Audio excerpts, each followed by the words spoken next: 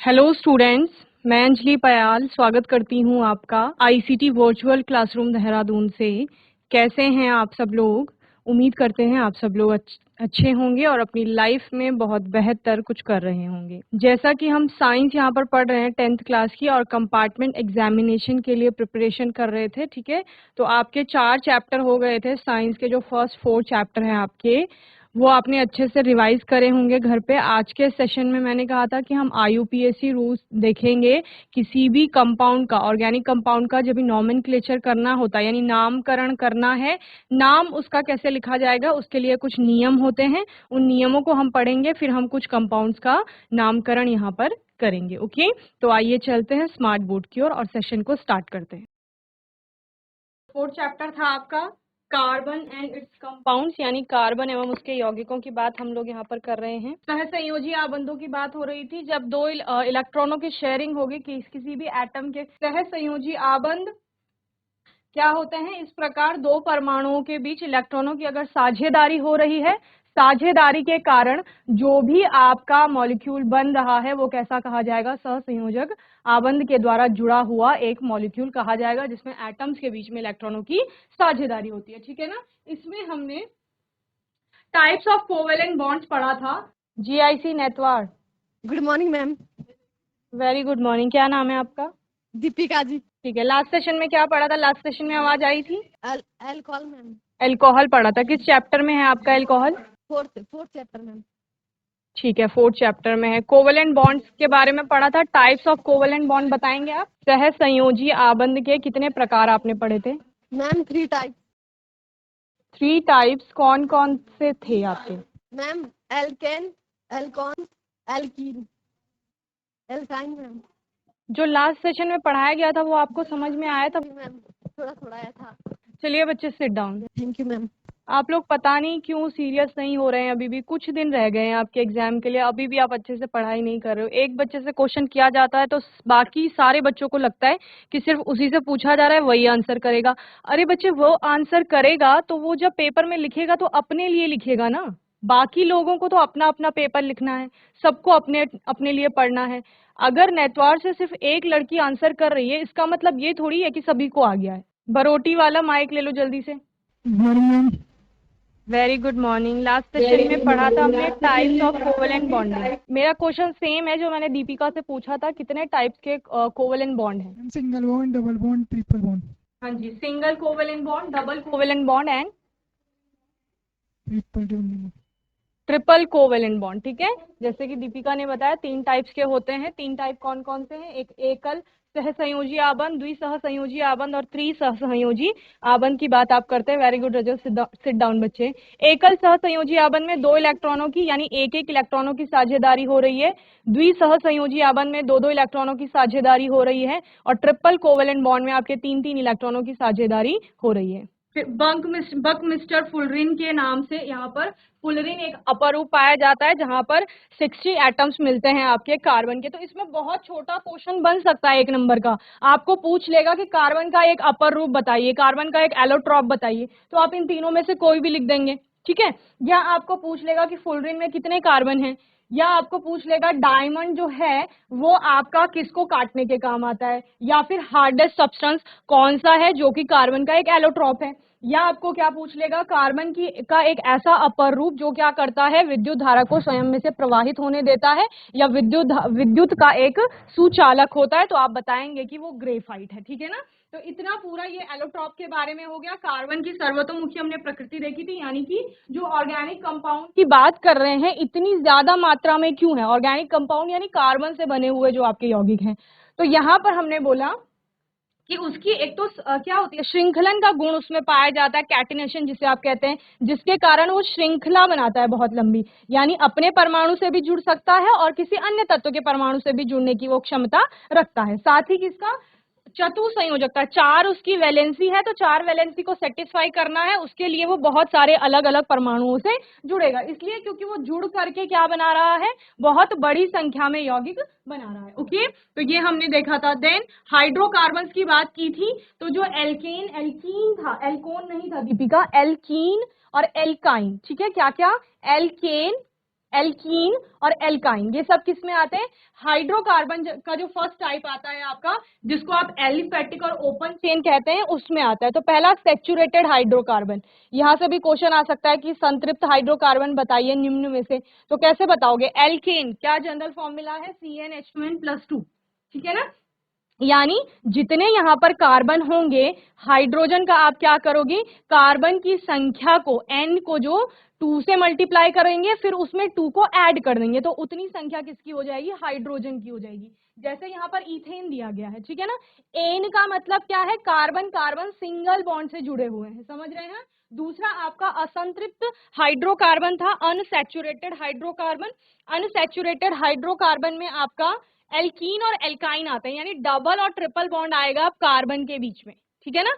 Double और triple bond किसी और एटम के बीच में नहीं बोल रहे हैं, किसके बीच में? कार्बन कार्बन के बीच में डबल और ट्रिपल बॉन्ड पाया जाता है, इसी को एल्कीन और एल्काइन कहा जाएगा, ठीक है। एल्कीन का जनरल फॉर्मूला होता है CnH2n, ठीक है, और एल्काइन का जनरल फॉर्मूला होता है CnH2n-2, ठीक है। तो इस प्रकार से आप जनरल फॉर्मूला पूछा जाएगा तो वो कर सकते हैं। अगर वहां पर नंबर ऑफ कार्बन एटम्स आपको दिए गए हैं और हाइड्रोजन की संख्या बतानी है कि हाइड्रोजन की संख्या कितनी होगी, और ये भी आपको बताया गया है कि वहां पर वो आपका अनसैचुरेटेड में कौन सा है या फिर वो सैचुरेटेड है, तो आप क्या निकाल लेंगे? नंबर ऑफ हाइड्रोजन एटम्स वहां पर कैलकुलेट कर लेंगे, ठीक है ना। इस प्रकार ये तीनों फॉर्मूले आपके एक साथ आ गए। देन हमने आइसोमेरिज्म पढ़ा था। आइसोमेरिज्म आपका कुछ नहीं था, जहां पर number of carbon, number of atoms जो है मॉलिक्यूल में किसी भी, या आप क्या बोलोगे, अणुसूत्र जिसे कहा जाता है, मॉलिक्यूलर फॉर्मूला वो समान होता है, लेकिन यौगिक आपके अलग अलग हो जाते हैं, ठीक है ना। तो उसको आपका क्या कहा जाता है? आइसोमेरिज्म कहा जाता है, जिसमें हमने स्ट्रक्चरल आइसोमेरिज्म को पढ़ा था, यानी संरचनात्मक समावयवता। तो संरचनात्मक समावयवता में क्या होगा? संरचनात्मक समावयवता में आपका क्या होगा? संरचना में भिन्नता आपको देखने को मिलेगी, ठीक है ना। तो इस प्रकार से हम इसको पढ़ लेते हैं। देन यहाँ पर ब्यूटेन का मैंने बहुत अच्छा एग्जांपल आप लोगों को बताया था। होमोलोगस सीरीज क्या थी? चलो कौन बताएगा मुझे होमोलोगस सीरीज? हैंड रेज करो। सजातीय या समजातीय श्रेणी क्या होती है? सजातीय श्रेणी वो श्रेणी थी जहां पर आपका क्रियात्मक समूह समान है, लेकिन एक CH2 यूनिट का डिफरेंस आ रहा है। सजातीय श्रेणी उसी को कहा जा रहा है, सबकी केमिकल प्रॉपर्टीज समान होंगी एक होमोलोगस सीरीज में आने वाले सभी मेंबर्स की, लेकिन उनकी जो क्या होंगे, फिजिकल प्रॉपर्टीज होंगे, उनमें एक प्रकार का डिफरेंस आपको देखने को मिलेगा। साथ ही क्या बोला जाता है कि यहाँ पर जो हम CH2 यूनिट की डिफरेंस की बात कर रहे हैं, वो सक्सेसिव मेंबर्स के बीच में, यानी एक के बाद दो दूसरा होगा क्रम में, उन दोनों के बीच में CH2 यूनिट का डिफरेंस आएगा। साथ ही CH2 का मतलब है 14 मास यूनिट का डिफरेंस देखने को मिलेगा, ठीक है। तो यही आपकी होमोलोगस सीरीज है, इससे भी क्वेश्चन अच्छा बनता है। फंक्शनल ग्रुप की बात की थी मैंने, आपको बताया था कि फंक्शनल ग्रुप क्या होते हैं? किसी यौगिक में जो रासायनिक गुणों का निर्धारण करते हैं, उसी को आपका क्या कहा जाता है? फंक्शनल ग्रुप, यानी क्रियात्मक समूह या फिर प्रकार्यात्मक समूह, ठीक है ना। जिसमें हमने कुछ मेन आपके जो आपके सिलेबस में है, हाइड्रोक्सिल ग्रुप हो गया, आपका एल्डिहाइड ग्रुप हो गया, कीटोन हो गया, एंड कार्बोक्सिल ग्रुप हो गया, एंड हेलोजन ग्रुप, ठीक है। ये क्या है? कुछ इंपॉर्टेंट है। हेलोजन आपके क्या है? फ्लोरीन हो गया, क्लोरीन, ब्रोमीन, आयोडीन, एसिटिन, इन सबको क्या कहा जाता है? ग्रुप 17 के जो एलिमेंट है, ये आपके हेलोजन कहलाते हैं। हेलो का मतलब सॉल्ट होता है, सॉल्ट बनाने वाले जो आपके जितने भी तत्व हैं, ठीक है ना। दुकानें आंसर नहीं कर रहे हैं पर बातें करेंगे क्लास में।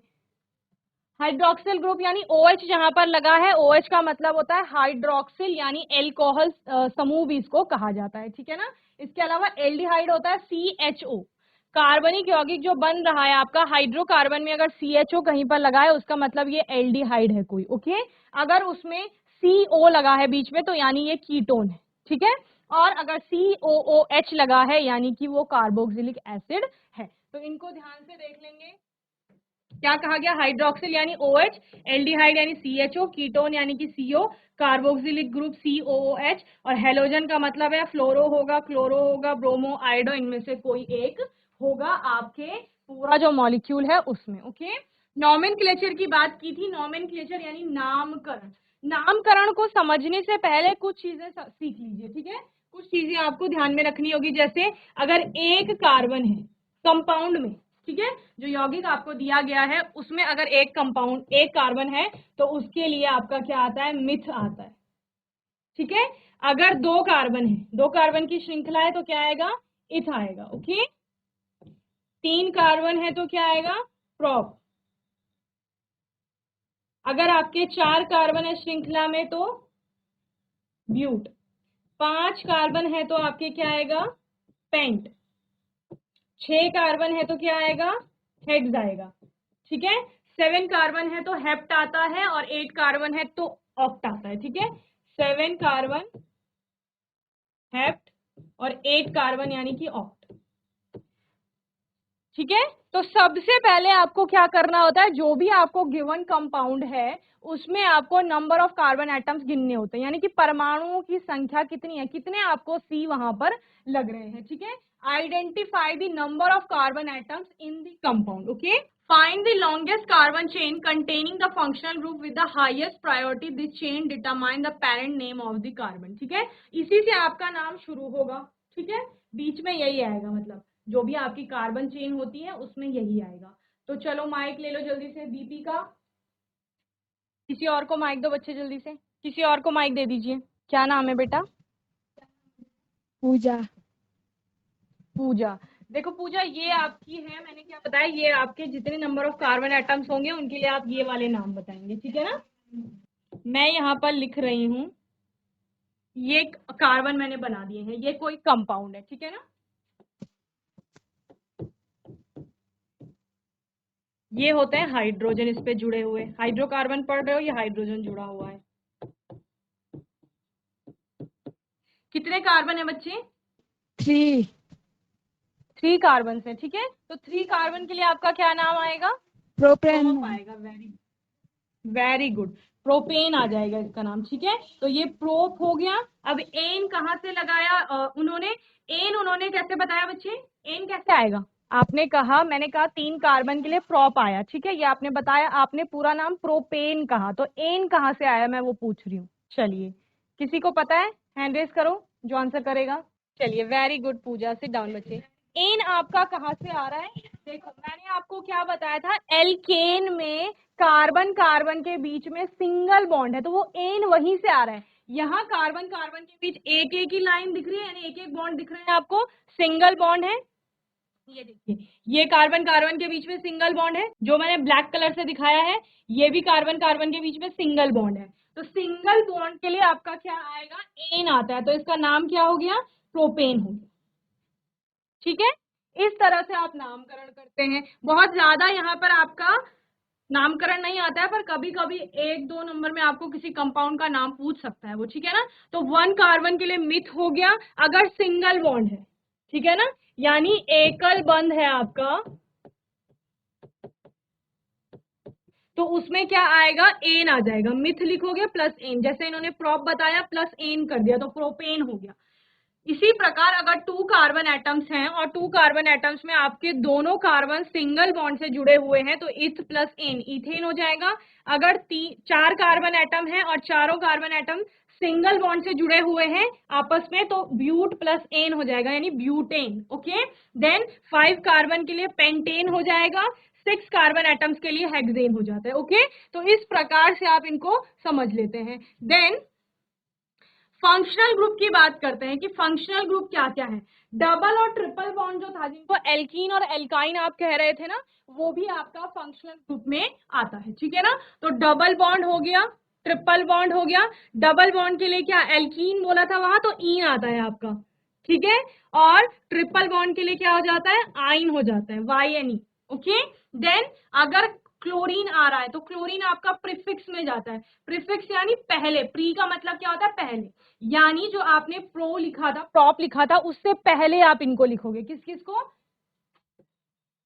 क्लोरो, ब्रोमो, फ्लोरो, आइडो, इन सबको आप पहले लिखेंगे। समझ रहे हैं? और एल्कोहल हो गया आपका, एल्कोहल जब सफिक्स में जाता है तो ऑल आता है, अगर प्रीफिक्स में आएगा तो हाइड्रोक्सी आ जाता है। ठीक है, एल्डिहाइड आपका अल कहलाता है सफिक्स में। कीटोन आपका क्या कहलाता है, ओन की साउंड देगा।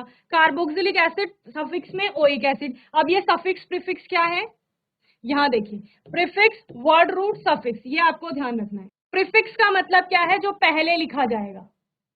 ठीक है, वर्ड रूट यानी कि जो कार्बन की श्रृंखला बनेगी आपकी, और सफिक्स यानी कि जो आपका हाईएस्ट वरीयता वाला ग्रुप होगा वो आपका अंत में लिखा जाएगा। ठीक है, तो इतनी चीजें हो गई। अब जब तक एग्जाम्पल नहीं करेंगे तब तक समझ में नहीं आएगा। ओके, चलिए एक कार्बन की श्रृंखला ले लेते हैं, इसमें हम एक फंक्शनल ग्रुप भी ऐड कर लेते हैं।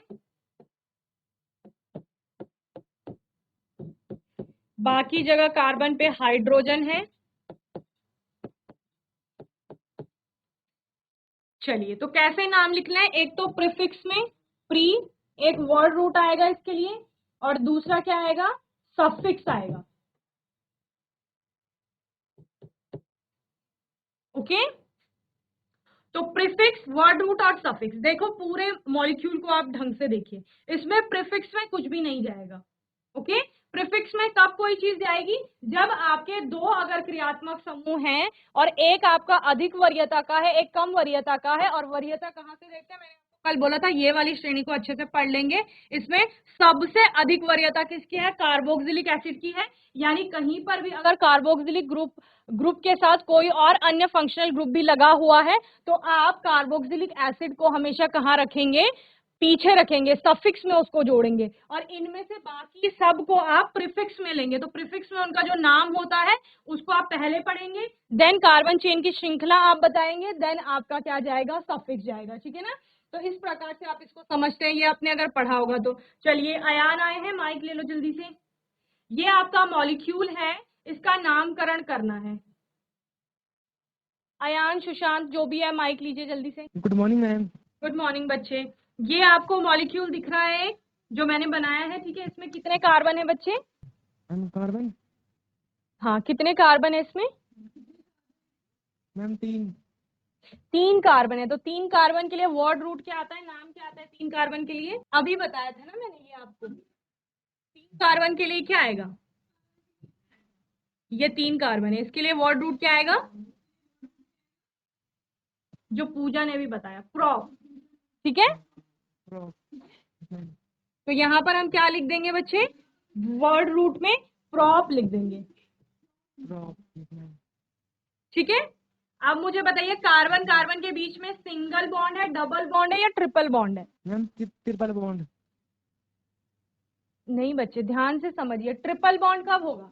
जब कार्बन के बीच में 3 लाइन आ रही है एक साथ, तो इसको ट्रिपल बॉन्ड कहा जाएगा, त्रिआबंध कहा जाएगा। ये डबल बॉन्ड है जब 2 लाइन आएगी, ये आपका सिंगल बॉन्ड है। तो सभी कार्बन कार्बन के बीच में एक ही लाइन दिख रही है।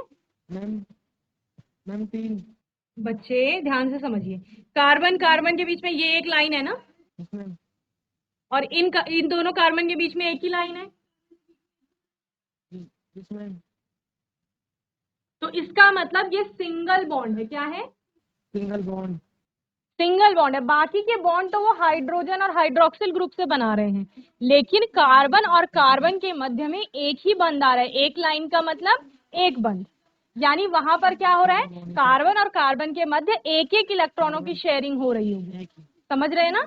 तो प्रॉप हो गया सिंगल बॉन्ड। सिंगल बॉन्ड के लिए मैंने आपको क्या बताया था? प्लस एन आएगा अगर सिंगल बॉन्ड है। डबल बॉन्ड होगा तो प्लस इन आएगा, और अगर आपका ट्रिपल बॉन्ड है तो प्लस क्या आएगा? आइन आएगा। तो प्रोप, क्योंकि सिंगल बॉन्ड है तो क्या हो जाएगा? एन, इन और आइन क्या होगा?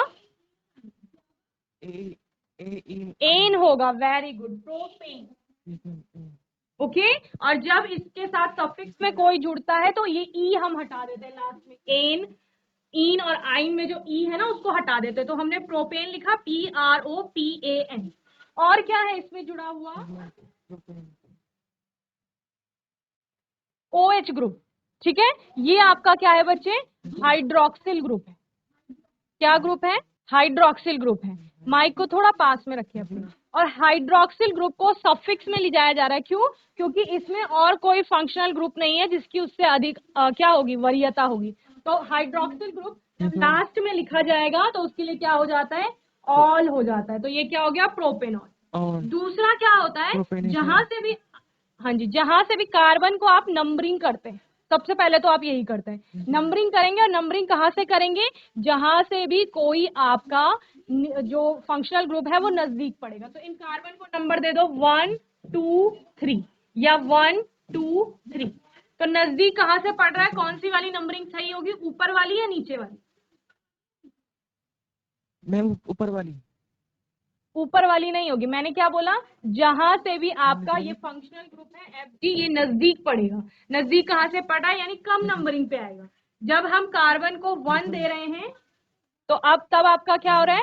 हाइड्रोक्सिल जो ग्रुप है वो नजदीक आ रहा है, यानी हाँ जी, जो नीचे वाली आपकी नंबरिंग है वो सही है। Okay, yes ma'am. तो यानी ये क्या हो जाएगा? 1 प्रोपेनॉल आप इसको लिख सकते हैं, और क्या लिख सकते हैं? प्रोपेन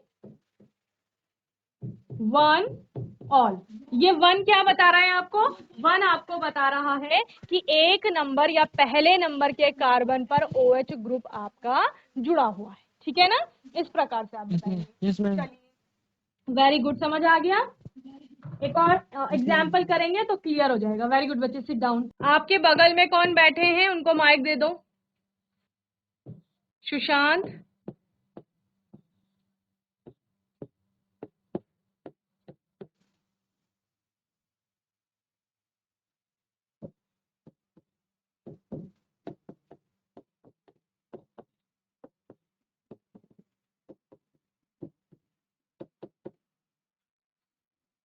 क्या नाम है बेटा? नीतीश? मैम मेरा नाम दिव्यांश है। दिव्यांश? देखो दिव्यांशु। बच्चे, इसकी दिव्यांशु, दिव्यांशु, इसकी हम सबसे पहले नंबरिंग करेंगे। नंबरिंग किसकी होती है, ध्यान रखना है आपको। नंबरिंग सिर्फ आपकी कार्बन एटम्स की होगी। ये जो है ना, इसको श्रृंखला कहा जाता है, पेरेंट कार्बन चेन जी या मैम। जनक श्रृंखला इसको कहा जाता है। इसकी आप नंबरिंग करेंगे, यानी इसको नंबर देंगे। ठीक है? फंक्शनल ग्रुप कहाँ है? ये है आपका फंक्शनल ग्रुप। ठीक है ना?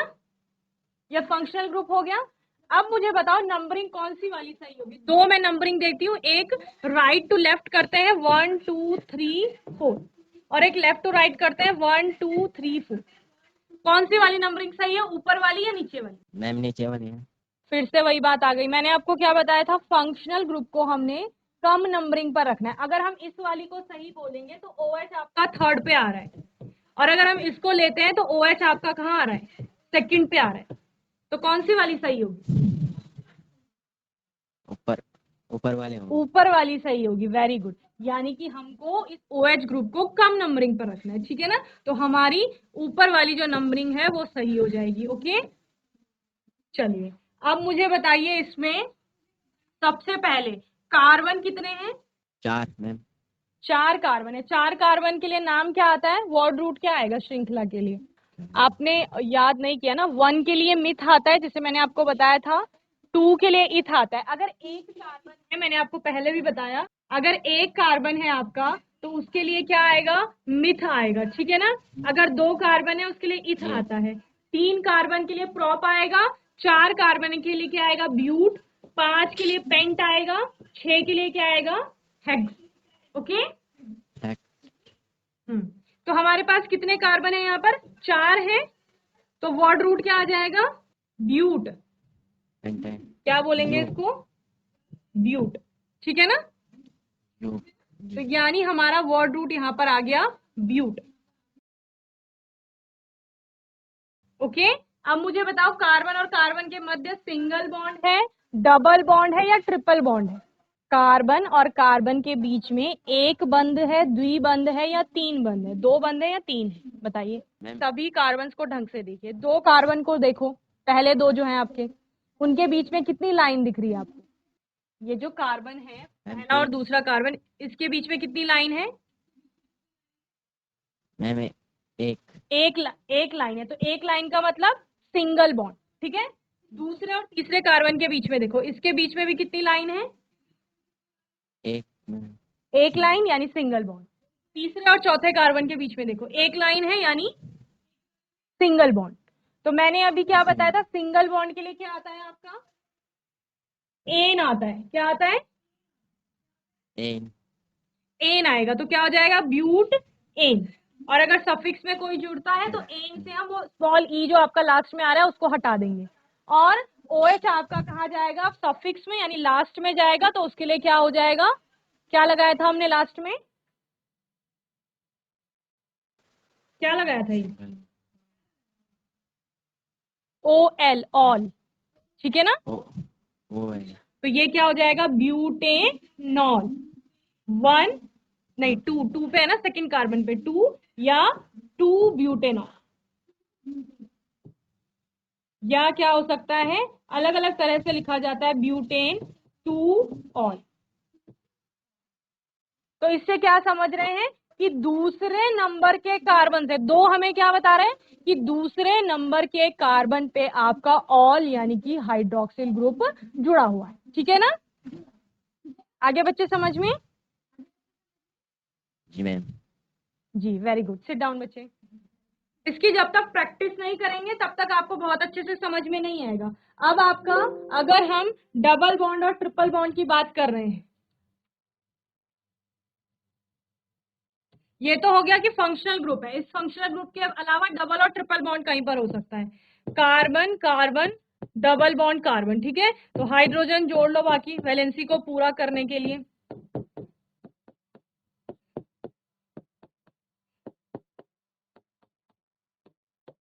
चलिए, कशिश माइक लो। GIC रायपुर माइक लो जल्दी से।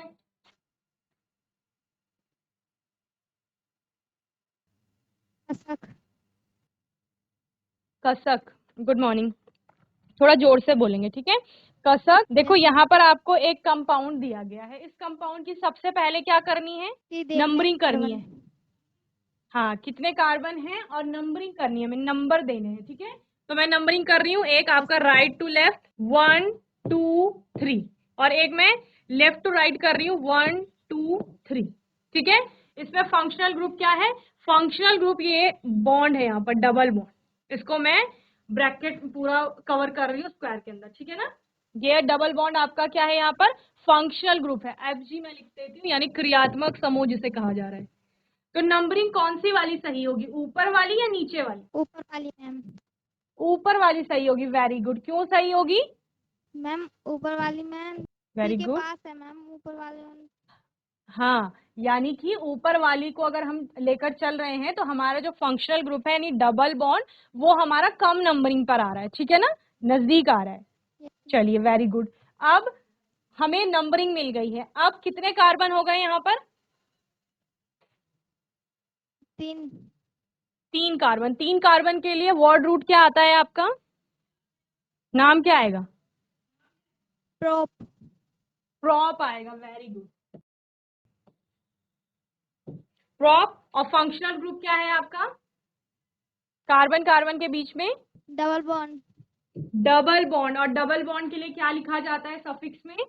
नहीं, प्रॉप तो आपका 3 कार्बन के लिए आ रहा है। ठीक है ना? लेकिन डबल बॉन्ड के लिए हम क्या लगाते हैं? डबल बॉन्ड को, जैसे सिंगल बॉन्ड के लिए एन आ रहा था, ANE, डबल बॉन्ड के लिए क्या आता है? ENE। ENE, यानी ईन आता है। तो यहां पर आएगा प्रोप ईन। ठीक है, अब देखो, यहां पर हमें चलना होता है असेंडिंग ऑर्डर में। कहा? असेंडिंग ऑर्डर में। असेंडिंग ऑर्डर क्या होता है? कम से ज्यादा की तरफ चलना। ठीक है, तो 1 और 2, पहला और दूसरा कार्बन डबल बॉन्ड से जुड़ा हुआ है, यही दिख रहा है हमें। जो पहला और दूसरा कार्बन है उनके बीच में डबल बॉन्ड आ रहा है, तो डबल बॉन्ड को नंबरिंग क्या दोगे? तो जो कम नंबरिंग होगा, जब हम असेंडिंग ऑर्डर में चलते हैं, कम नंबरिंग वाला होगा, हम वही किसी भी जो आपका कंपाउंड है उसमें कार्बन में वो नंबरिंग देंगे जो उन दोनों में से कम होगा। यानी कि एक 3C है और एक आपका 1C है, पहले कार्बन और दूसरे कार्बन के बीच में क्या है? डबल बॉन्ड है। ठीक है, तो आप इन की यस जो पोजीशन बताएंगे वो क्या बताएंगे? 1 बताएंगे। 1 और 2 में से कम क्या है? पहले कौन आता है? 1 आता है। 1। 1 आता है, तो क्या हो जाएगा? प्रोप 1 इन।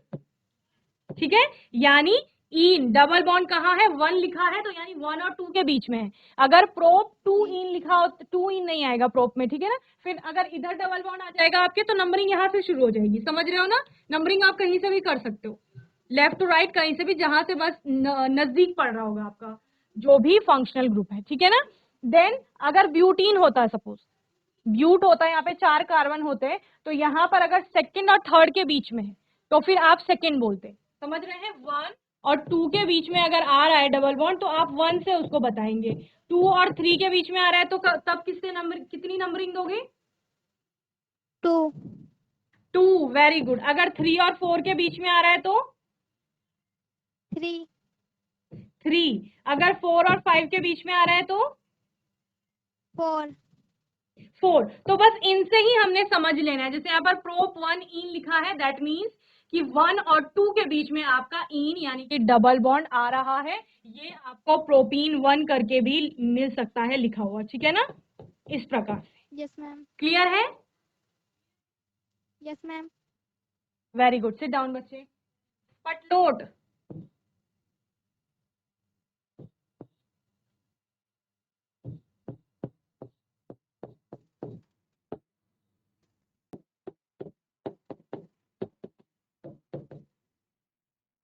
पटलोट माइक ले लो जल्दी से। Good morning ma'am very good morning. क्या नाम है बेटा? मैम तुलसी क्या नाम है? मैम तुलसी तुलसी। तुलसी हमें बताएंगे, देखो ये आपका एक कंपाउंड है, इसमें आपको पहले क्या करनी है, नंबरिंग करनी है, ठीक है ना। नंबरिंग कैसे करेंगे? मैंने कहा इस कंपाउंड में हमने कार्बन की जो चेन है, कार्बन की श्रृंखला जो है, उसको हमने नंबर देने हैं, ठीक है ना। नंबरिंग आपकी कहाँ से शुरू होगी, लेफ्ट टू राइट होगी या राइट टू लेफ्ट होगी? यानी एक नंबरिंग ये है और एक ये है। कौन सी वाली नंबरिंग सही होगी? मैम मैम 3 3 नहीं, ऊपर वाली या नीचे वाली? मैम ऊपर वाली ऊपर वाली सही होगी, वेरी गुड। ऊपर वाली क्यों सही है? जैसे कसक ने बताया कि हमें फंक्शनल ग्रुप को यहाँ पर, ये आपका फंक्शनल ग्रुप है यहाँ पर, ठीक है ना, ट्रिपल बॉन्ड। ओके, इस फंक्शनल ग्रुप को हमने कहाँ रखना है, कम नंबरिंग पर रखना है, इसलिए ये क्या है, हमारी नंबरिंग सही हो जाएगी। तो कितने कार्बन है बच्चे इसमें? 3 3 कार्बन है। 3 कार्बन के लिए क्या आता है आपका word root? Ma'am propane prop आएगा, प्रोप, एन नहीं आएगा अभी। ये तो पहले ही बता दिया है ना कि ट्रिपल बॉन्ड है, यहाँ पर ट्रिपल बॉन्ड के लिए एन नहीं आएगा, समझ रहे हैं। एन कब आएगा? जब कार्बन कार्बन के मध्य सभी जगह एक ही बंद दिखेगा, लेकिन पहले और दूसरे कार्बन के बीच में देखो 3 लाइनें दिख रही हैं आपको। 3 लाइनों का मतलब क्या है, त्रिआबंध बन रहा है, वहां पर 3 बॉन्ड बन रहे हैं, ठीक है ना। तो 3 बॉन्ड के लिए आपका क्या आता है, आइन आता है। क्या आता है बच्चे? ट्रिपल बॉन्ड के लिए अगर ऐसा आपको मिलेगा कार्बन के बीच में 3 लाइन, तो इसके लिए YNE आइन मिलेगा, ठीक है ना। अब मुझे बताओ इस आयन की पोजीशन क्या है, क्या बताओगे? 1 और 2 के बीच में है तो 1 बताओगे या 2 बताओगे? मैम 1 वेरी गुड, 1 बताएंगे। वेरी गुड बच्चे। तो इस प्रकार से प्रोप 1 आयन आपका क्या हो जाएगा, इस कंपाउंड का नेम हो जाएगा, या प्रोपाइन 1 भी आप इसको लिख सकते हो। और 1 आपको क्या बता रहा है कि पहले और दूसरे कार्बन के बीच में क्या है, ट्रिपल बॉन्ड बन रहा है। ओके, वेरी गुड बच्चे, सिट डाउन। तो इस प्रकार से अगर आपके पास कोई भी कंपाउंड का नाम लिखने को आएगा IUPAC तो आप कर लेंगे, ठीक है ना। चलिए, कुछ कंपाउंड आपको दे रही हूँ, होमवर्क में लिखेंगे इनका नाम।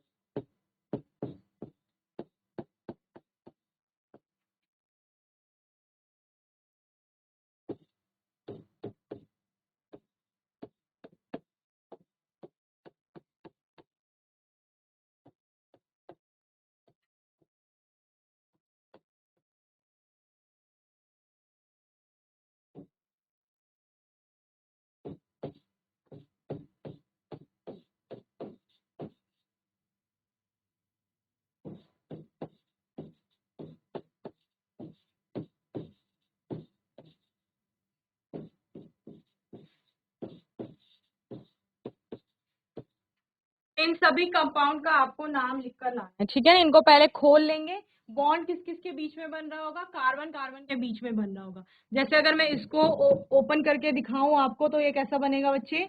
ये बनेगा कार्बन कार्बन कार्बन, इस प्रकार से कार्बन कार्बन के बीच में सिंगल बॉन्ड। इसके बाद 3 हाइड्रोजन पहले वाले कार्बन पे हैं, लेफ्ट से अगर चलते हैं 2 फिर सेकेंड वाले पर हैं, 2 हाइड्रोजन फिर आपके थर्ड वाले पर हैं, और फोर्थ वाले पर आपके 3 हाइड्रोजन है, ठीक है ना। इस प्रकार से आप सभी को खोल लेंगे और फिर आप देखेंगे किस प्रकार से श्रृंखला बन रही है, किस प्रकार से नाम नंबरिंग होगी, कौन सा फंक्शनल ग्रुप है और किस प्रकार से आप उसका नाम लिखेंगे, ठीक है ना। तो इन सभी का हो जाएगा आपका IUPAC नेम। चलिए नोट कर लीजिए जल्दी।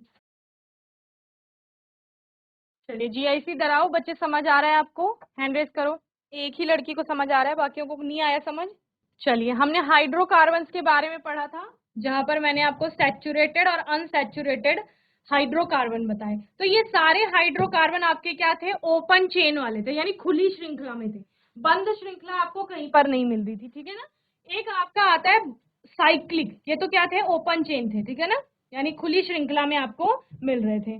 एक आपके आते हैं साइक्लिक सैचुरेटेड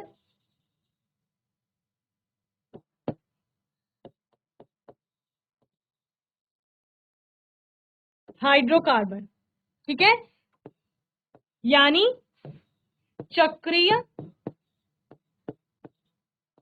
संतृप्त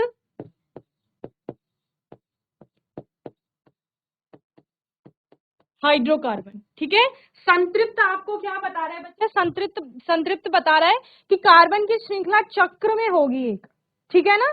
लेकिन संतृप्त बता रहा है कि जो सारे कार्बन है वो आपस में सिंगल बॉन्ड से जुड़े हुए हैं। जब भी संतृप्त वर्ड आएगा यहाँ पर आपका, तो वो किसके लिए आएगा? सिंगल बॉन्ड के लिए आएगा, ठीक है ना। असंतृप्त किसके लिए आ रहा था? डबल और ट्रिपल बॉन्ड के लिए आ रहा था। तो चक्रीय सैचुरेटेड हाइड्रोकार्बन, इसमें सबसे पहला चक्र किस किस के बीच में बनेगा? अगर आप एक कार्बन को ले लो, मीथेन की बात करो, तो इसमें तो चक्र बनेगा ही नहीं, एक ही कार्बन है। अगर आप 2 कार्बन ले लेते हैं तो इसमें भी चक्र नहीं बन पाएगा, ठीक है ना। अगर एक लाइन खींचते हो तो इससे चक्र नहीं बन पाता है। जब भी आपको एक लाइन दिखेगी, इसका मतलब क्या है? इधर भी कार्बन है, इधर भी कार्बन है। समझ रहे हो ना। सबसे पहला चक्र किसका बनेगा? ट्राइंगल का बनेगा, जब 3 आपके पास कार्बन होंगे। समझ रहे हैं ना। इस प्रकार से आपके पास 3 कार्बन होंगे। हर एक कोना आपको क्या बताएगा?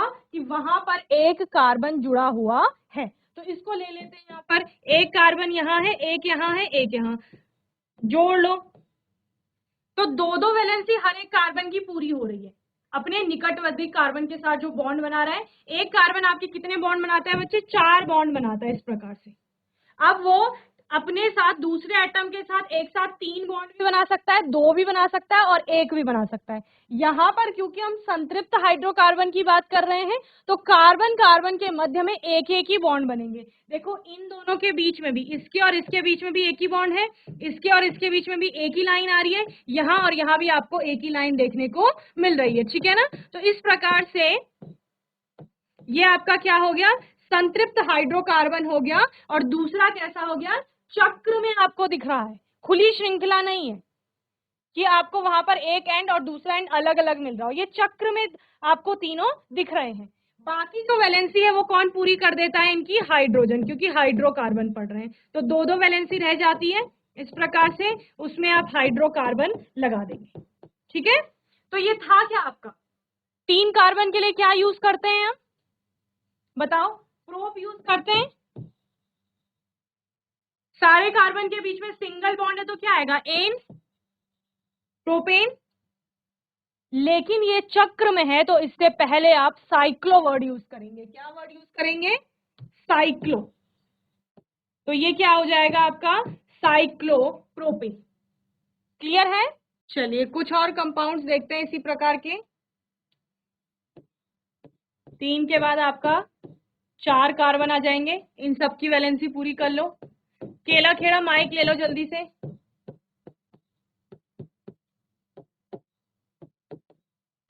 Good morning. Very good morning. क्या नाम है? अर्शी। अर्शी। अर्शी मुझे बताइए, इसमें आपको कितने कार्बन दिख रहे हैं जो मैंने ये कंपाउंड बनाया है? मैम 4 4 दिख रहे हैं। 4 कार्बन के लिए वर्ड रूट क्या आता है? ब्यूट ब्यूट आता है। Very good. चारों कार्बन सिंगली बॉन्डेड है, डबल और ट्रिपल? Ma'am single single. तो सिंगल के लिए क्या आता है ब्यूट के आगे? Ma'am ane very good, butane. अब ये साइकिल में है, साइकिल में है ना, चक्र में, खुली श्रृंखला तो है नहीं, चारों कार्बन एक दूसरे से जुड़ रहे हैं। ब्यूटेन के आगे क्या वर्ड आ जाएगा बच्चे? साइक्लो। वैसे ही ब्यूटेन के आगे आ जाएगा cyclobutane. Okay, yes ma'am. Very good. किसी और को माइक दे दो जल्दी से। Very good Arshi. Good morning ma'am. Very good morning. कौन बात कर रहे हैं? शिल्पी? Yes ma'am. यस। चलिए, इसमें बताइए आप मुझे कितने कार्बन हैं? 5 5 कार्बन। 5 कार्बन के लिए वर्ड रूट पेंट पेंट आ जाएगा। Very good. आगे? Cyclopentane very good. पूरा नाम बता दिया है हमें, साइक्लोपेंटेन इसका नाम होगा। और अगर आपको सिर्फ कभी कभी नाम भी दे देता है कि नाम दिया गया है, इसका स्ट्रक्चर बनाओ, तो साइक्लो का मतलब है कि साइक्लिक वे में, यानी चक्र में सारे कार्बन जुड़े हुए हैं। पेंट आपको क्या बता रहा है कि 5 कार्बन है। एन आपको बता रहा है कि सारे कार्बन कैसे हैं? सिंगली बॉन्डेड हैं। Very good. तो इस प्रकार से, वेरी गुड बच्चे, सिट डाउन।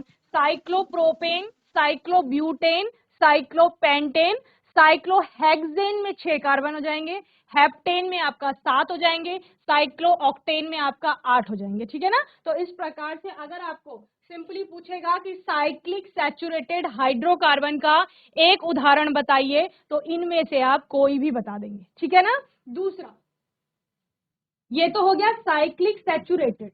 अब साइक्लिक अनसैचुरेटेड हाइड्रोकार्बन की बात करेंगे।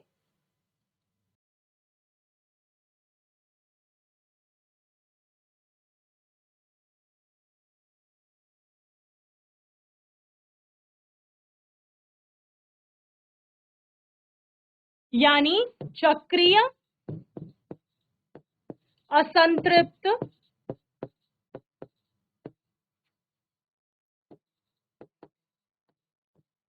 हाइड्रोकार्बन। तो यहां पर आपका बन जाएगा, डबल और ट्रिपल बॉन्ड की बात करते हैं ना अनसैचुरेशन में, तो यहां पर सबसे अच्छा एग्जांपल आता है इसका बेंजीन का। इसको कहा जाता है आपका बेंजीन रिंग। ठीक है ना? इस बेंजीन रिंग में क्या है आपका? 1 कार्बन, 2 कार्बन। मैंने क्या बताया, जो भी कॉर्नर्स होंगे, कोने जितने आपको दिख रहे हैं, उसका मतलब वहां पर क्या है? कार्बन है। ठीक है? तो आपको 6 कोने दिख रहे हैं, यानी कि 6 कार्बन है। कार्बन कार्बन के मध्य में आपको ऑल्टरनेट रूप से, ऑल्टरनेट मतलब एकांतर क्रम में सिंगल और डबल बॉन्ड मिलेंगे। यानी एक सिंगल बॉन्ड, उसके बाद एक डबल बॉन्ड, फिर एक सिंगल बॉन्ड, फिर एक डबल बॉन्ड। तो अगर मैं क्लॉकवाइज चलूं तो पहले और दूसरे, इसको मैं पहले मान लूं सपोज, तो फर्स्ट और सेकंड कार्बन के बीच में क्या लगाया गया है? Single bond. देन सेकंड और थर्ड के बीच में क्या आ रहा है? डबल बॉन्ड आ रहा है इस प्रकार से। देन थर्ड और फोर्थ के बीच में सिंगल बॉन्ड, देन आपका double bond, then single, then double. तो एकांतर क्रम में आपको क्या मिलते हैं? इसमें सिंगल और डबल बॉन्ड्स मिलते हैं, यानी एकल बंध और द्विआबंध मिलते हैं। ये आपका बेंजीन रिंग कहलाती है। क्या कहलाती है बच्चे? बेंजीन। ठीक है ना? अब देखो, तो सारे कार्बन की 3-3 बॉन्ड बना रहे हैं। सारे कार्बन ध्यान से देख लो, सारे कार्बन के 3-3 बंध बन रहे हैं अपने निकटवर्ती कार्बनों से। तो चौथी जो उनकी वैलेंसी होगी वो किससे पूरी हो जाएगी? हाइड्रोजन।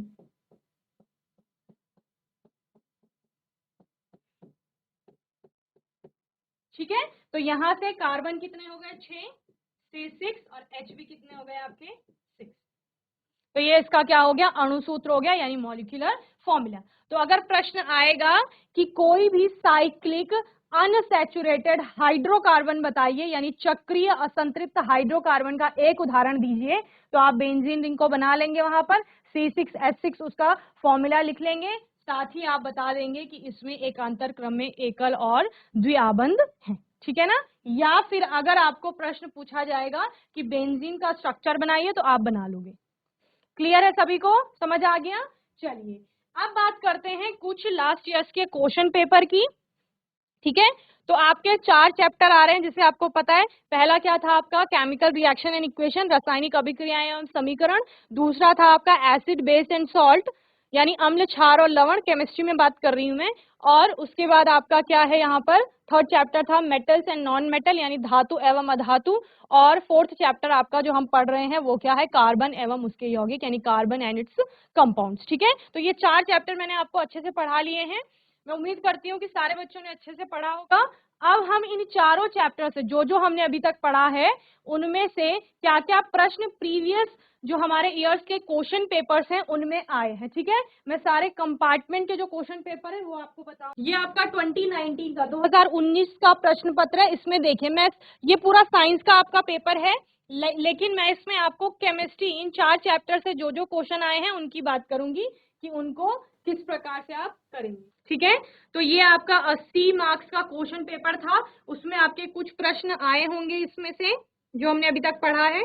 देखो क्वेश्चन नंबर 3 जो आपका है, कोई धात्विक यौगिक X, हिंदी में पढ़ते हैं आप लोग, हिंदी में ही पढ़ा, बताऊं मैं क्वेश्चन, हैंड रेस करो, हाथ उठाओ। चलिए तो मैं दोनों में बता देती हूँ। कोई धात्विक यौगिक X है जो तनु हाइड्रोक्लोरिक अम्ल से अभिक्रिया करने पर तीव्र बुदबुदाहट उत्पन्न करता है। उत्सर्जित जो गैस है वो चूने के साथ, पानी के साथ प्रवाहित करने पर श्वेत अवक्षेप बनाती है। वर्णित रासायनिक अभिक्रियाओं के लिए संतुलित रासायनिक समीकरण आपको लिखनी है, ठीक है ना। तो यहाँ पर सिर्फ आपको क्या देनी है बच्चे, केमिकल रिएक्शन देनी है, किसके लिए, जो भी आपकी यहाँ पर अभिक्रिया होगी उसके लिए। चलिए दूसरा क्वेश्चन आपका क्या है इसमें, केमिस्ट्री का जो है ये सेक्शन सी का जो 6th क्वेश्चन है, नीचे दी गई अभिक्रिया MnO2 + 4HCl gives MnCl2 + 2H2O + Cl2। इस अभिक्रिया में उपचायक और अपचायक की पहचान कीजिए। आपको याद है मैंने आपको पूरी सीरीज नोट, एक सारी इक्वेशंस नोट करवाई थी जहां पर आपने क्या किया था, अपचायक और उपचायक बताए थे, यानी ऑक्सीडाइजिंग और रिड्यूसिंग एजेंट क्या होते हैं वो आपने बताए थे, ठीक है ना। ये वाला प्रश्न था आपका प्रश्न नंबर 3। इसमें क्या करना था, कोई धात्विक यौगिक, यानी धातु का यौगिक होगा, धातु उसमें होनी चाहिए, ठीक है। धातु का यौगिक होगा जो कि क्या कर रहा है, आपका तनु हाइड्रोक्लोरिक अम्ल से अभिक्रिया कर रहा है और एक तीव्र बुदबुदाहट के साथ वहां पर अभिक्रिया होती है। उत्सर्जित जो गैस, यानी कोई गैस बन रही है वहां पर, चूने के पानी से प्रवाहित करने पर, जब उसको चूने के पानी से प्रवाहित किया जाता है तो वो एक श्वेत अवक्षेप देती है और उपयुक्त वर्णित रासायनिक अभिक्रिया के लिए संतुलित रासायनिक समीकरण लिखिए। तो वो आपका CaCO3 होगा, कैल्शियम कार्बोनेट, जिसको HCl के साथ रिएक्ट कराया जा रहा है। कैल्शियम क्लोराइड आपका बनता है, साथ में H2O बनती है और साथ में आपका क्या बनेगा, CO2 कार्बन डाइऑक्साइड। तो गैस क्या थी आपकी, यही कार्बन डाइऑक्साइड थी। संतुलित आप इसको कर लेंगे, ओके। चलिए तो मैं आपको क्वेश्चन बता देती हूँ, ये प्रश्न आप कर लेंगे। नेक्स्ट इसमें A और B 2 पार्ट में ये क्वेश्चन आपका 6th क्वेश्चन।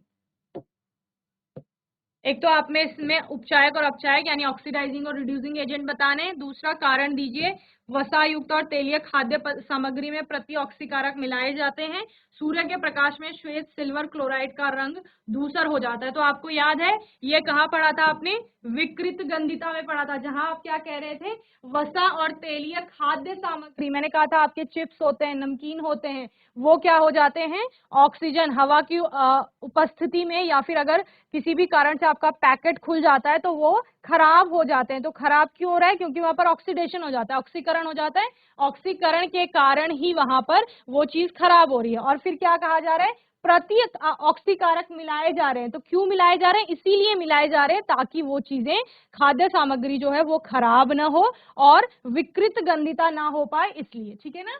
सूर्य के प्रकाश में श्वेत सिल्वर क्लोराइड का रंग धूसर हो जाता है, ये रासायनिक अभिक्रिया मैंने आपको कराई थी, ठीक है ना। चलिए देखो 7वां प्रश्न कितना अच्छा है, कौन आंसर करेगा इसका। पीएच स्केल क्या मापता है, इसका परिसर लिखिए। पीएच स्केल के उच्चतम और निम्नतम मानों की सार्थकता का उल्लेख कीजिए। चलिए GIC Kela Khera. Yes, ma'am. Yes, pH scale क्या मापता है? मैम अम्ल क्षार और उदासीनीकरण। हाँ, उसकी प्रकृति को बताता है, ठीक है ना? क्या बताता है? प्रकृति बताता है, जो कि कैसी हो सकती है?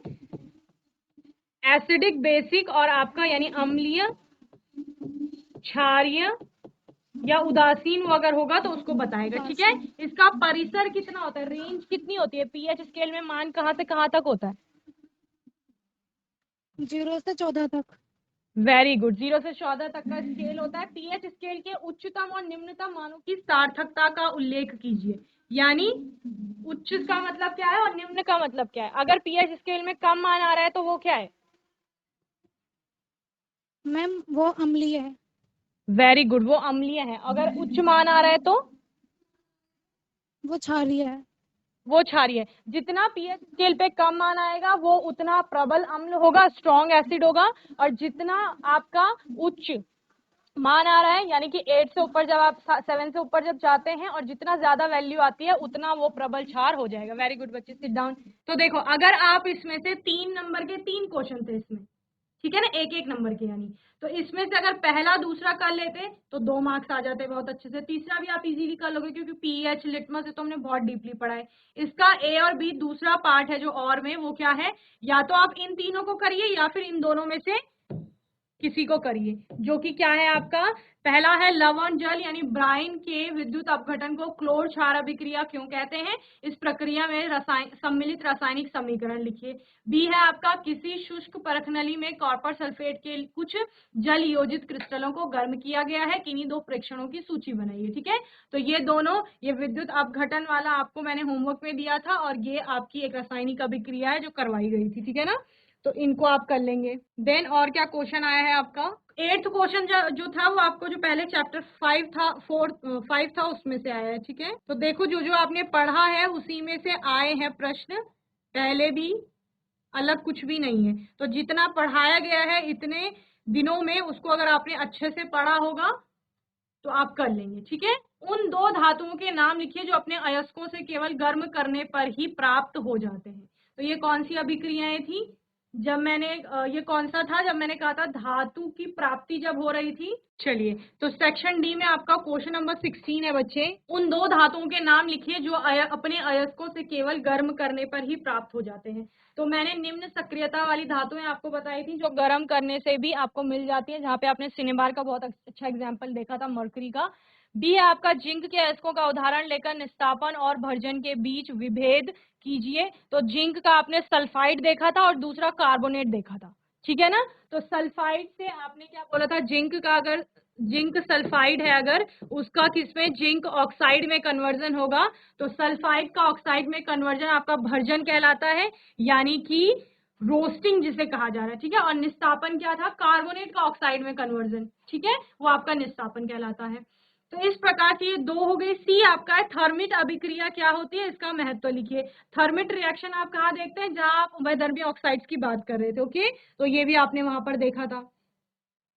देखो कितना अच्छा क्वेश्चन आया है, 17 क्वेश्चन जो बताया गया है। मीथेन अणु की इलेक्ट्रॉन बिंदु संरचना लिखिए। तो ये हमने किया था ना बच्चे, कार्बन में आपके 4 उसके इलेक्ट्रॉन, 4 यहाँ पर हाइड्रोजन होते हैं और 4 हाइड्रोजन के 4 इलेक्ट्रॉन, एक इलेक्ट्रॉन यानी। तो ये इसकी बिंदु संरचना हो जाती है, ठीक है? इसको बना लेंगे। नीचे दिए गए यौगिकों में उपस्थित प्रकार्यात्मक समूहों की पहचान कीजिए। तो प्रकार्यात्मक समूह कैसे ढूंढेंगे? ये है आपका C2H6O। तो कार्बन, सबसे पहले मैंने क्या कहा था? कार्बन कार्बन को जोड़ लेंगे आपस में, ठीक है? क्रियात्मक समूह बताने आपको। और क्या है? एक कार्बन से आपका ऑक्सीजन जुड़ा हुआ होगा। कार्बन की वैलेंसी पूरी कर लो, H, पहले कार्बन की 3 वैलेंसी पूरी, दूसरे की 2 पूरी, ठीक है? तो कितने हो गए? कार्बन 2 हो गए, हाइड्रोजन कितने हो गए? अभी तक 5 हो गए। अब एक हाइड्रोजन बचा है, वो कहाँ चला जाएगा? OH के साथ।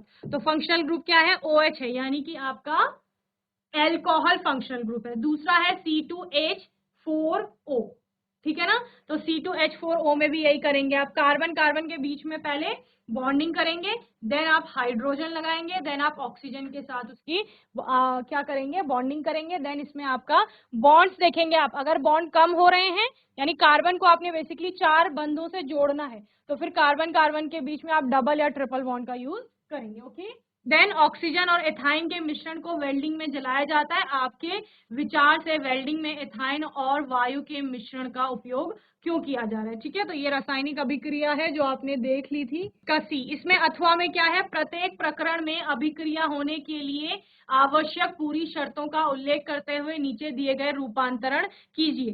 तो मैंने आपको कई बार बोला है कि एग्जैक्ट नेम रिएक्शन आपको एग्जैक्ट नाम से नहीं पूछी जाती है, ठीक है ना। एथेनॉल का मैंने कल आपको अभिक्रियाएं होमवर्क में दी थी कि आपको करना है, एथेनॉल से एथेनोइक एसिड बनाया जाता है। इथीन को एथेन में परिवर्तन, मैंने क्या बोला था, अनसेचुरेशन में कमी आएगी, एडिशन रिएक्शन जब देख रहे थे। तो इथीन में हाइड्रोजन, निकिल, पैलेडियम, प्लेटिनम की उपस्थिति में अभिक्रिया कराई जाती है और हाइड्रोजन वहां जुड़ जाएगा, डबल बॉन्ड जो है वो हट जाएगा, ठीक है ना। इथेनॉल से एथेनोइक अम्ल को एस्टर में, यानी एस्टरिफिकेशन जो रिएक्शन थी, तो ये सारा कर लेंगे। साबुन वाला क्वेश्चन मैं आपको होमवर्क में दिया था करने के लिए, ठीक है ना। साबुनों की तुलना में डिटर्जेंटों को प्राथमिकता दी जाती है, क्यों, कोई एक उदाहरण बताइए। ओके, ये भी आपका अच्छा क्वेश्चन है।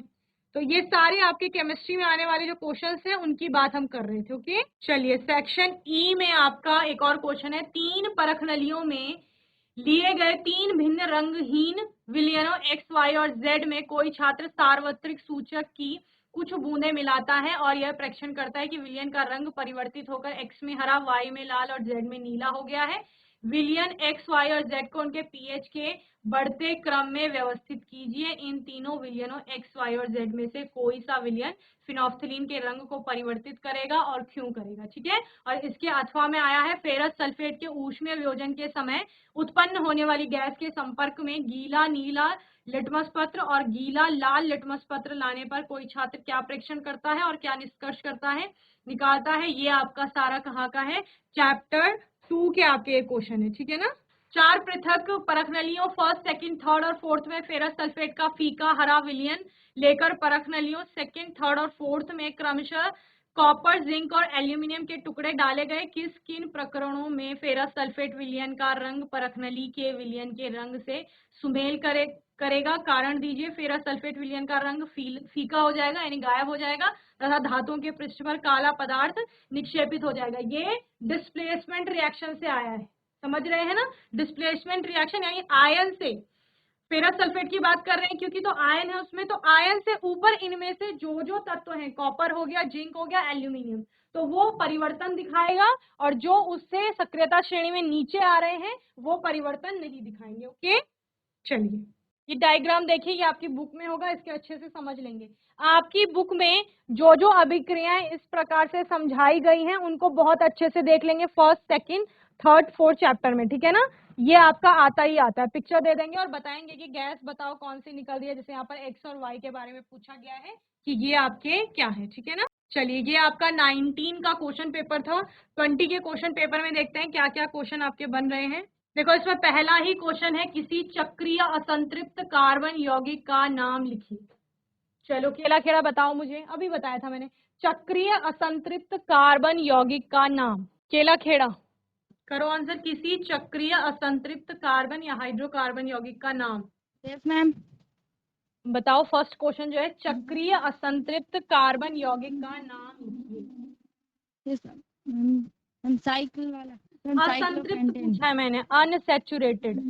साइक्लोपेंटेन। बच्चे वो संतृप्त में आएगा क्योंकि उसमें सारे सिंगल बॉन्ड है, साइक्लोप्रोपेन, साइक्लोब्यूटेन, ये सारे आपके संतृप्त में आएंगे। असंतृप्त जो मैंने लास्ट आपको बताया था, कौन सा कंपाउंड था मैम? बेंजीन, याद है, C6H6 बताया था। मैम जिसमें चक्रीय बंध में द्विबंध और त्रिबंध होता है। हाँ, जिसमें चक्रीय बन रहा है और एकांतर क्रम में हमने डबल बॉन्ड दिखाए थे, बेंजीन। क्योंकि आपको एक उदाहरण देना है सिर्फ, तो नाम लिखना है तो बेंजीन का नाम लिखेंगे, ठीक है ना। कौन बात कर रहे हैं? मैम शिल्पी। शिल्पी, वेरी गुड, सिट डाउन बच्चे। तो इस प्रकार से आप, चलिए तो फर्स्ट क्वेश्चन हो गया, सिट डाउन बच्चे। देन क्वेश्चन नंबर 5 है, कैल्शियम ऑक्साइड जल के साथ तीव्र अभिक्रिया करके बुझा हुआ चूना बना रहा है। इस अभिक्रिया का वर्गीकरण अभिक्रियाओं के किस प्रकार में किया जाएगा? संयोजन अभिक्रिया, ऊष्मा शोषी, ऊष्मा उन्मोची अभिक्रिया या उपचयन अभिक्रिया। तो देखो क्या हो रहा है इसमें बच्चे, इसमें आपके दो पदार्थ मिलकर के एक बना रहे हैं, तो ये संयोजन अभिक्रिया का उदाहरण होगी, ठीक है ना। और इसमें आपको ऑप्शन मिले हैं ए और सी, सी और डी, ए सी डी या ए और बी, ठीक है ना। तो कोई भी दो होंगे। दूसरा इसमें आपकी हीट भी इवॉल्व होती है, ठीक है ना। जब हाइड्रोजन सल्फाइड गैस को कॉपर सल्फेट के नीले विलयन से प्रवाहित किया जाता है तो कॉपर सल्फाइड का काला अवक्षेप प्राप्त होता है तथा इस प्रकार बना सल्फ्यूरिक अम्ल विलयन में रह जाता है। यह अभिक्रिया निम्न में से कौन सी है? ठीक है, हाइड्रोजन सल्फाइड और कॉपर सल्फेट की अभिक्रिया कराई जा रही है, तो यहाँ पर आपका 2 बार विस्थापन होगा। किसी द्विविस्थापन अभिक्रिया जैसे सोडियम सल्फेट विलयन और बेरियम क्लोराइड विलयन के बीच अभिक्रिया हो रही है तो क्या होता है? तो आपने बताया था ये आयनों का आदान प्रदान होता है, ठीक है ना। और यहाँ पर अवक्षेप भी बनता है, क्योंकि ये अभिक्रिया हमने अवक्षेपण अभिक्रिया में भी देखी थी। प्रेसिपिटेट बनता है, आप क्या कहते हैं, जब आपका सोडियम सल्फेट और बेरियम क्लोराइड के बीच में अभिक्रिया हो रही तो बेरियम सल्फेट बन रहा था ना वहां पर। बेकिंग सोडा निम्न में से किसका मिश्रण है? प्लास्टर ऑफ पेरिस का रासायनिक सूत्र तो क्या था? CaSO4.12H2O। ओके, तो इस प्रकार से प्रश्न आपने जो पढ़ा है उसी में से पूछा गया है, उससे अलग तो कुछ भी नहीं है। तो अच्छे से आप चारों चैप्टर को तैयार कर लेंगे तो उसमें से आपका क्लियर हो जाएगा, ठीक है ना। देखो अभिकथन ए और कारण आर, इन क्वेश्चन में आपका ज्यादा डरना नहीं है, यानी ये क्वेश्चन बहुत सिंपल होते हैं। प्रश्न संख्या 13 और 14 के लिए 2 कथन दिए गए हैं, जिनमें एक तो अभिकथन है ए और दूसरा उसका कारण है जो आपको बताया गया है। इन प्रश्नों के सही उत्तर नीचे दिए गए ए, बी, सी और डी कोड में से चुनने हैं। यानी आपको क्या करना है, ये जो कोड दिए गए हैं इनमें से बताना है। तो 13 के लिए आपका अभिकथन क्या है कि एस्टरिफिकेशन वह प्रक्रिया है जिसमें मृदु गंध का कोई पदार्थ बनता है, ठीक है, यानी एक अलग से स्मेल वाला पदार्थ बन रहा है। कारण क्या है, जब एस्टर सोडियम हाइड्रोक्साइड से अभिक्रिया करता है तो कोई अल्कोहल और कार्बोक्सिलिक अम्ल के सोडियम लवण बनते हैं। ऑप्शंस में आपके पास क्या आते हैं, ए और आर दोनों सही हैं। अगर दोनों सही होंगे, ठीक है, तो फिर आपका क्या हो जाएगा, ये दोनों में से कोई ऑप्शन आ जाएगा। क्लियर है।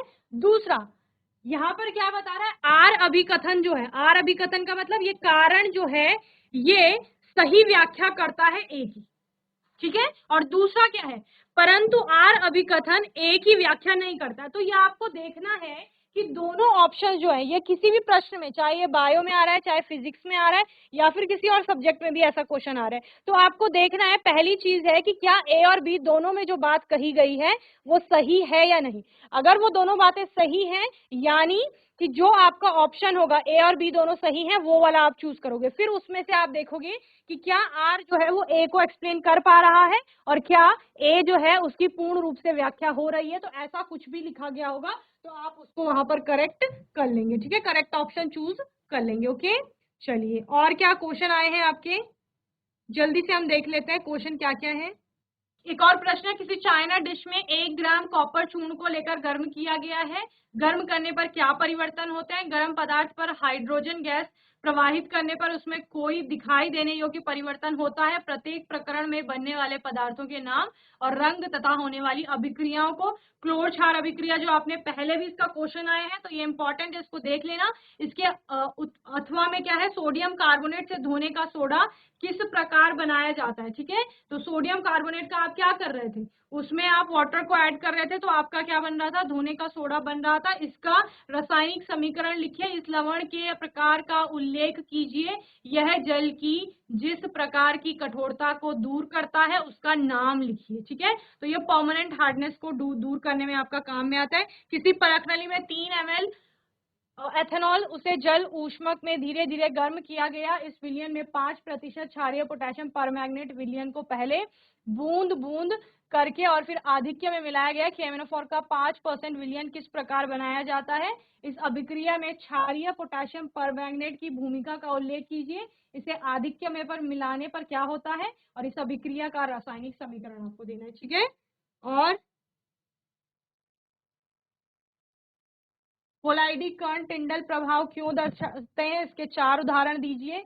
टिंडल प्रभाव आपने 9th क्लास में पढ़ा है, अगर ये प्रश्न आ जाता है तो आप लोग कर लेंगे, ठीक है। ये आवर्त सारणी का ये चैप्टर 5। क्वेश्चन नंबर 5 है, नीचे दिए गए किस प्राकृतिक स्रोत में ऑक्सैलिक अम्ल पाया जाता है? तो मैंने आपको स्रोत भी लिखाए हैं, उनमें पाए जाने अम्ल भी लिखाए हैं। टमाटर में आपका ऑक्सैलिक अम्ल पाया जाता है, ठीक है। भोजन के पाचन के समय हमारे अमाशय में उत्पन्न होने वाला अम्ल, तो हाइड्रोक्लोरिक एसिड आपने देखा था। खुली वायु में कुछ दिन छोड़ देने पर कॉपर के बर्तनों के पृष्ठ से भूरी चमक धीरे धीरे समाप्त हो जाती है। एक हरी चमक, हरी जो परत है वो चढ़ जाती है। ये हरी परत किसकी होती है? ये आपके ऑक्साइड की होगी, क्योंकि वहां पर वो ऑक्सीजन से अभिक्रिया कर लेता है, ठीक है ना। संक्षारण जिसे आप कहते हैं। धातु की सक्रियता श्रेणी में धातुओं की स्थिति के विषय में नीचे दिया गया कथन कौन सा सही है? तो कॉपर हाइड्रोजन से नीचे परंतु लेड से ऊपर है। तो ये आप सक्रियता श्रेणी को जब अच्छे से याद कर लेंगे तो इनमें से कोई भी प्रश्न अगर पूछा जाता है वो आप कर लोगे, ठीक है। CH4+Cl2 आपका मीथेन की क्लोरीन के उसमें अभिक्रिया हो रही है सूर्य के प्रकाश में, तो ये प्रतिस्थापन अभिक्रिया थी। लास्ट सेशन में ही हमने देखा कि हम क्या बोल रहे थे, यहाँ पर हाइड्रोजन को क्लोरीन का एक एटम आपका रिप्लेस कर रहा है या सब्स्टिट्यूट कर रहा है, तो सब्स्टिट्यूशन रिएक्शन में आपने इसको देखा था, ठीक है ना। Which one of the following statement is true about the position of metals in the activity series? ये वही वाला क्वेश्चन है आपका, ठीक है।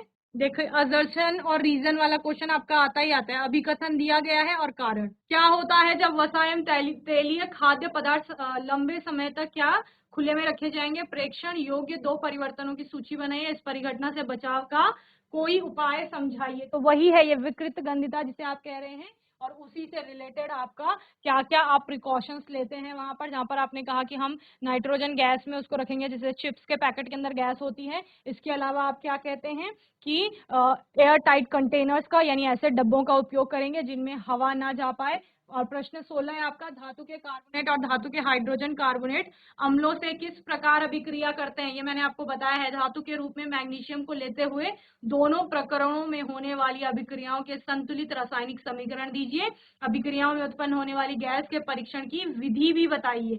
तो ये कार्बोनेट और धातु के हाइड्रोजन कार्बोनेट से आपकी अभिक्रिया कराने पर क्या बन रहा था? आपका लवण, जल और कार्बन डाइऑक्साइड बन रही थी, ठीक है।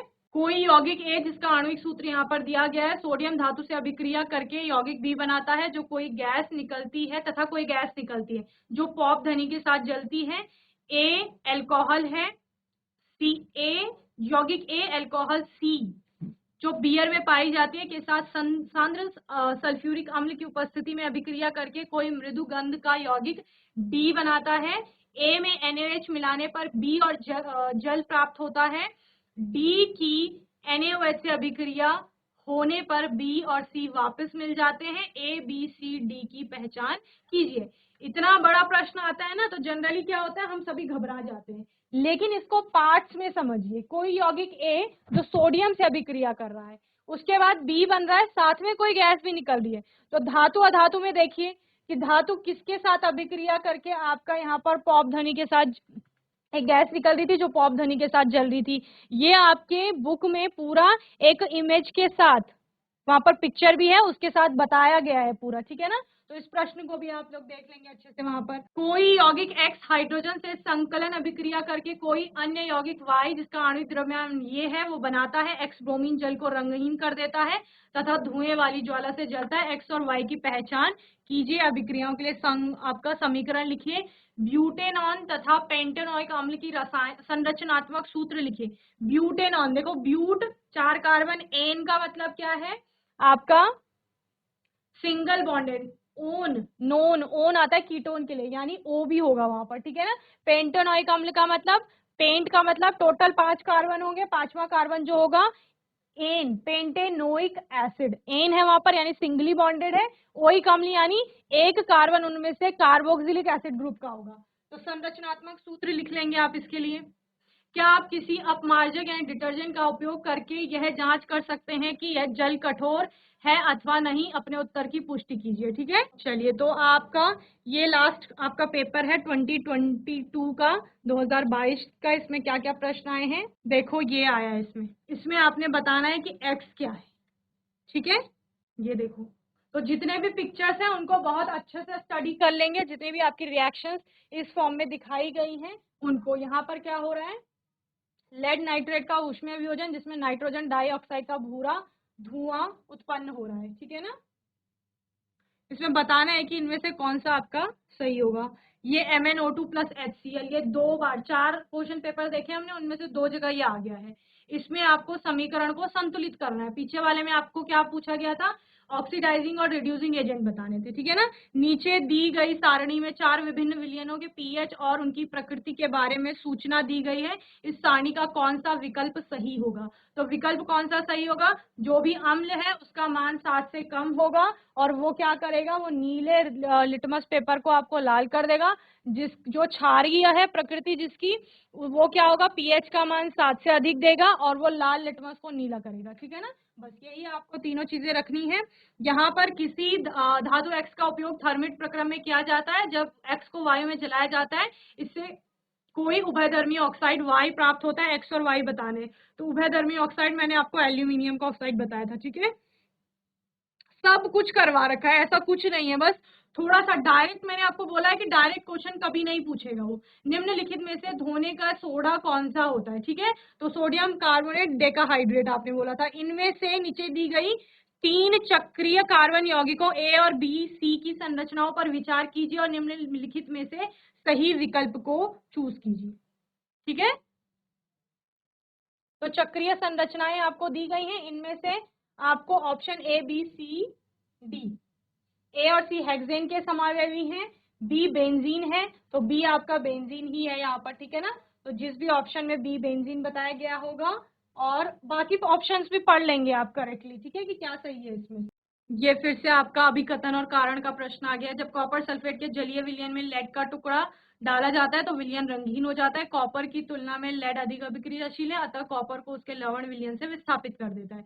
तो इसमें ये दोनों ही कथन सही है और आर जो है वो एक ही सही व्याख्या करता है। ठीक है ना, जिप्सम से बने किसी यौगिक एक्स में उचित मात्रा में पानी मिलाए जाने पर कठोर हो जाने का गुण है। एक्स को पहचान कर उसका रासायनिक सूत्र लिखिए। तो वो क्या है, प्लास्टर ऑफ पेरिस है। बेकिंग सोडा और बेकिंग पाउडर के रासायनिक संगठनों में अंतर लिखिए और नीचे होने वाले अभिक्रियाओं के संतुलित रासायनिक समीकरण आपको देने हैं। कॉपर सल्फेट के नीले क्रिस्टलों को गर्म किया गया है और भोजन पकाते समय जब सोडियम हाइड्रोजन कार्बोनेट को गर्म किया जाएगा। ठीक है, इनके लिए रासायनिक समीकरण आपने देनी है।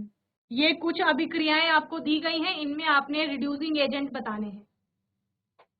ये वही अभिक्रियाएं हैं जिनमें से मैंने आपको करवा रखी है। उपचयन अपचयन अभिक्रिया की परिभाषा ऑक्सीजन की वृद्धि और ह्रास के पदों में बताइए। रेडॉक्स रिएक्शन, कोई संतृप्त यौगिक ए अल्कोहलों की समजातीय श्रेणी का यौगिक है। समजातीय श्रेणी यानी उसका फंक्शनल ग्रुप भी समान होगा।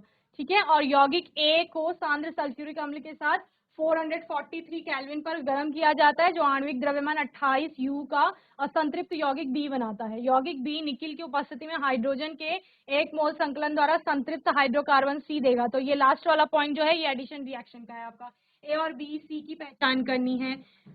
आर्य की सहायता से तैलीय धूल पर साबुन लगाने पर मिशेल बनना दर्शाइए।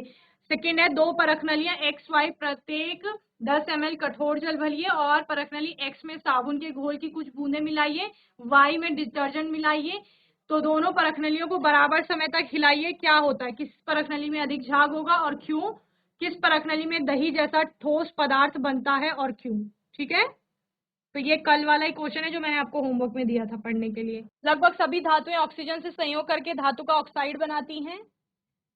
धातु के ऑक्साइड की प्रकृति सामान्यतः क्षारकीय होती है, आपको पता है, परंतु कुछ धातुओं के ऑक्साइड क्षारकीय के साथ साथ अम्लीय भी होते हैं, तो उनको क्या कहा जाता है, आपका उभयधर्मी ऑक्साइड कहा जाता है।